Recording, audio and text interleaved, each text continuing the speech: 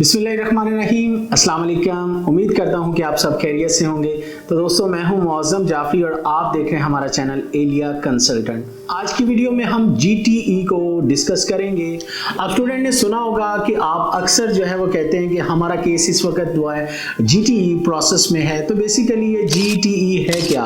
ये इसका full form है जेन्युइन टेम्परेरी एंट्रेंट। ये उस प्रोसेस को कहते हैं कि अगर आपने एक यूनिवर्सिटी या कॉलेज में स्टूडेंट एप्लीकेशन आपने लॉन्च की हुई है, लाइक एडमिशन के लिए प्रोसेस किया हुआ है, और कॉलेज आपको फर्स्ट ऑफर लेटर वो जनरेट कर देता है आपके बेसिक डॉक्यूमेंट्स के बाद। उसके बाद जो सेकंड चीज़ आपसे डिमांड की जाती है, उसी ऑफर के ऊपर आपको कुछ कंडीशंस जो हैं वो कॉलेज या यूनिवर्सिटी आपको एडमिशन तो दे रहा होता है, लेकिन कहता है कि अगर मैंने आपको एडमिशन एक्सेप्ट करना है तो इन कंडीशंस की बेस पे, वो कंडीशंस क्या होती हैं, उस प्रोसेस को जीटीई कहते हैं। उसमें क्या क्या हो सकता है, जैसा कि आपके फाइनेंशियल सोर्स ऑफ इनकम, आपकी बैंक स्टेटमेंट, आपके सोर्सेज जो हैं वो, अगर आपके फंड्स पड़े हुए हैं लाखों रुपए आपके पेरेंट्स के अकाउंट में, तो वो पैसे कहाँ से आते हैं, आप साल की इनकम जो है वो डॉक्यूमेंट्स की सूरत में वो शो करें। जाहिर है आपने अगर कोई फंड्स जो हैं वो शो करवाने हैं एम्बेसी को या अपने कॉलेज या यूनिवर्सिटी को, तो फंड्स का सोर्स क्या है, आपकी रेजिडेंशियल प्रॉपर्टी रेंटेड है, आपका अगर कोई एग्रीकल्चर लैंड है वो अगर आपने लीज पे दी हुई है,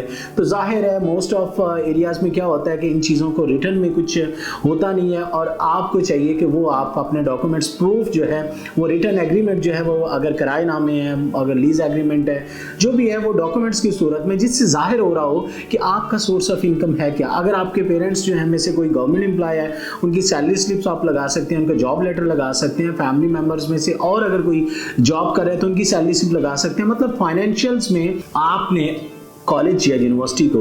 आपने बताना है कि आपकी सालाना आमदन जो है वो मिनिमम 62,000 से 70,000 ऑस्ट्रेलियन डॉलर है। ये एक ऑस्ट्रेलियन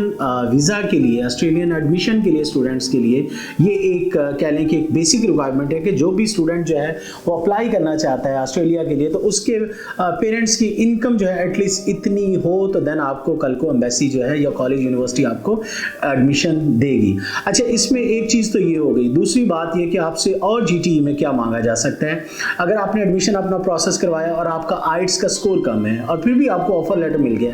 तो उसमें ये हो सकता है कि आपको कॉलेज कह रहा है कि आप एडमिशन तो हम आपको दे देंगे, लेकिन ये आइट्स के साथ नहीं, आपको आइट्स रिपीट करना पड़ेगा, क्योंकि उसका क्राइटेरिया ये है कि अगर आपको कॉलेज के लिए अप्लाई कर रहे हैं, डिप्लोमा टू डिग्री के लिए अप्लाई कर रहे हैं, तो उसमें यह है कि 6 ओवरऑल रिक्वायरमेंट है, नो लेस देन 5.5। अगर आपका किसी मॉड्यूल में 5 है तो फिर आपको बैचलर के लिए एडमिशन नहीं मिलेगा। फिर वो कहेंगे जी आप ऐसा करें कि आइट्स को रिपीट कर लें, और ये आपको कंडीशंस के अंदर यानी जीटीई के अंदर ये भी एक चीज़ हो सकती है। इसके अलावा और क्या चीज़ हो सकती है, फाइनेंशियल्स को मैंने बता दिया। हाँ, नेक्स्ट ये है कि अगर आप स्टडी में गैप है, लाइक अगर आपका 2 साल या 3 साल का आपका स्टडी में गैप है और आपको ऑफर तो मिल गया, लेकिन कॉलेज अगेन आपसे कहेगा कि इस गैप में आप क्या करते रहे हैं, आप जॉब एक्सपीरियंस अगर आपका कोई है वो आप प्रोवाइड करें उनको, और कोशिश करें कि जॉब एक्सपीरियंस के साथ साथ आप अपनी सैलरी स्लिप्स भी अटैच करें, ताकि एक जेन्युइन किस्म का आप उनको प्रूफ प्रोवाइड कर सकें कि भाई वाकई ही मैं इस दौरान किसी जॉब में या किसी कंपनी में जो है वो बिजी रहा हूँ। तो आप एक्सपीरियंस लेटर और सैलरी स्लिप्स के थ्रू आप उनको प्रूफ दे सकते हैं। इसके बाद और क्या चीज़ हो सकती है, फाइनेंशियल्स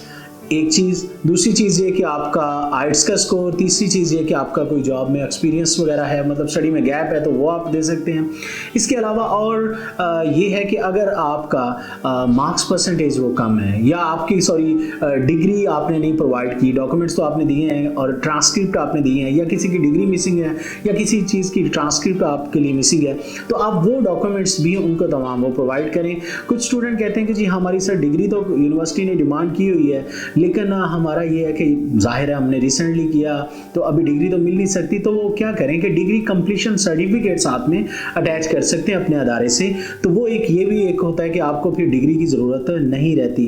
अटेस्टेशन की ज़रूरत नहीं है। पाकिस्तान से अगर स्टूडेंट वीज़ा अप्लाई करते हैं तो उनको अटेस्टेशन की ज़रूरत नहीं है, जैसा कि यूरोप के लिए अगर आप अप्लाई करते हैं तो आपको पता है पहले आपको अपना रेलिवेंट बोर्ड जो है वहाँ से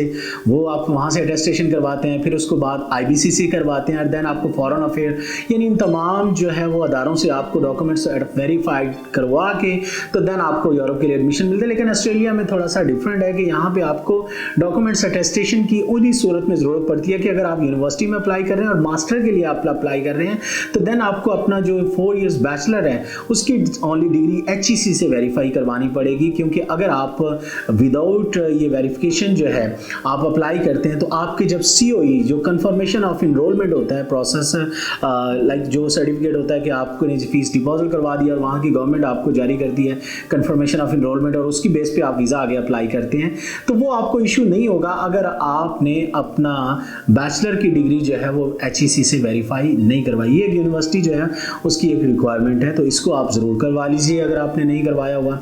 अच्छा, उसके अलावा आपका ये है कि इन तमाम चीज़ों के बावजूद कुछ यूनिवर्सिटी और कॉलेजेस ऐसे हैं आपसे इंटरव्यू भी डिमांड कर सकते हैं। लाइक GTE का ये हिस्सा भी हो सकता है कि आपने क्या करना है कि आप इंटरव्यू प्रोवाइड करें, मतलब आपकी डेट स्केड्यूल की जाएगी जिसमें आपको एक जाहिर है आपकी कंडीशंस में ये भी एक चीज़ होगी कि आपने फाइनेंशियल तो दे दी है, आपने अपना तमाम जो हमारी रिक्वायरमेंट्स थी उसको पूरा करने के बावजूद हमें इंटरव्यू भी आप वो भी दें। इंटरव्यू के हवाले से बहुत रेयर अदारे ऐसे हैं ऑस्ट्रेलिया में जो GTE के प्रोसेस को लेके एक इंटरव्यू भी स्केड्यूल करते हैं, जिनमें से फ्यू कॉलेजेस और कुछ एक चंद एक यूनिवर्सिटीज़ हैं। मेजॉरिटी ऐसा है कि आप सिर्फ डॉक्यूमेंट्स की बेस के ऊपर ही आपका एडमिशन सिक्योर हो जाता है और उसकी आपको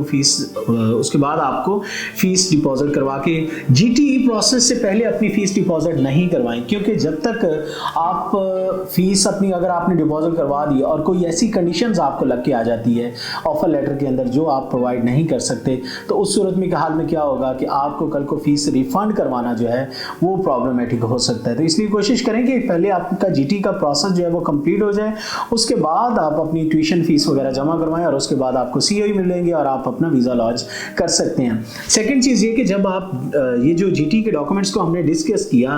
कोशिश करें कि कल को एम्बेसी के लिए जब आप अप्लाई करते हैं तो कोशिश करें कि सेम डॉक्यूमेंट्स आप वहाँ पे भी प्रोवाइड करें। ये नहीं है कि आपने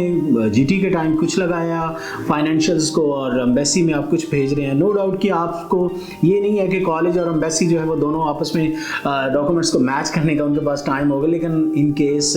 अगर कुछ ऐसी नौबत आती भी है तो आपके डॉक्यूमेंट्स सेम होने चाहिए। उम्मीद है इस शॉर्ट सी वीडियो में मैंने आपको GTE को लेके काफ़ी सारी चीज़ें क्लियर कर दी होंगी। मज़ीद कोई सवाल रहता हो तो आप कमेंट बॉक्स में पूछ सकते हैं। Thank you so much. अल्लाह हाफिज़।